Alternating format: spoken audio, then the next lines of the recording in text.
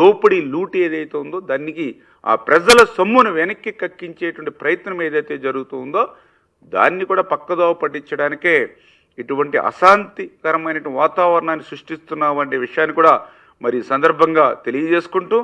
అందులో భాగంగానే ఇటువంటి బెట్టింగ్ గంజాయి కేసుల్లో ఉన్నటువంటి వారినే మరి పరామర్శిస్తూ అల్లర్లు సృష్టిస్తున్నటువంటి విషయాన్ని కూడా సందర్భంగా తెలియజేసుకుంటూ ప్రజలందరూ కూడా గమనించాలంటే ఈ రకంగా రాష్ట్రంలో శాంతి భద్రతలను విఘాతం కలిగించడం రాష్ట్ర బ్రాండ్ను దెబ్బతీయడమే జగన్మోహన్ రెడ్డి లక్ష్యంగా మరి పనిచేస్తున్నటువంటి విషయాన్ని కూడా ఈ సందర్భంగా మరొక్కసారి తెలియజేసుకుంటూ అందులో కూడా మీరు చూశారు ఏదైతే మొన్న పొగాకు రైతుల పరామర్శ అని పేరు చెప్పి పొదిలికి వైసీపీ రౌడీ మూకలను తీసుకొచ్చి ఆ రోజు మహిళలపై చెప్పులతోటి రాళ్లతోటి బీరు బాటిల్తోటి ఈ రకంగా జగన్ వెంట ఉన్నటువంటి రౌడీలు ఏ రకంగా దాడులు చేశారో మనమే వీడియోలో మనందరం కూడా చూసినటువంటి పరిస్థితి. అదేవిధంగా ఏదైతే మరి తెనాలిలో గంజాయి బ్యాచ్ రౌడీ షీటర్స్కు ఉన్నటువంటి వారి కుటుంబాలని పరామర్శించి రౌడీ షీటర్లకు నిస్సిగ్గుగా ఆ రోజు జగన్మోహన్ రెడ్డి ఏ రకంగా అయితే మద్దతు ఇచ్చాడో మనందరం కూడా చూసినటువంటి పరిస్థితి.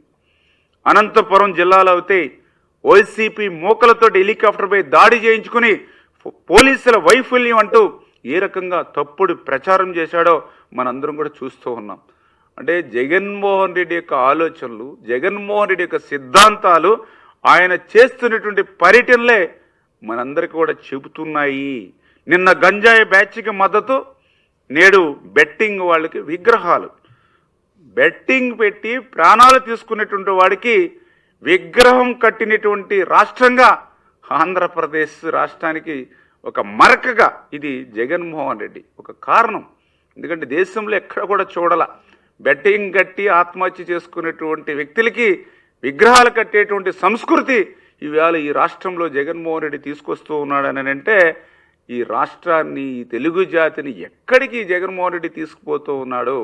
ఈ రౌడీ షీటర్స్ని ఈ గంజాయి బ్యాచ్ని ఈ బెట్టింగ్ బ్యాచ్ని ఇట్లా పెంచి పోషిస్తే ఈ రేపు భవిష్యత్తులో యువత పరిస్థితి ఏంటి, భావితరాల పరిస్థితి ఏంటి, ఇవాళ ప్రజలందరూ కూడా ఆలోచన చేయాలని మీ ద్వారా కూడా అందరినీ కూడా కోరుతూ ఉన్నా. ఎందుకంటే ఈవేళ క్రిమినల్స్ కోసం రోడ్డెక్కినటువంటి ఏకైక నాయకుడు ఈవేళ దేశంలో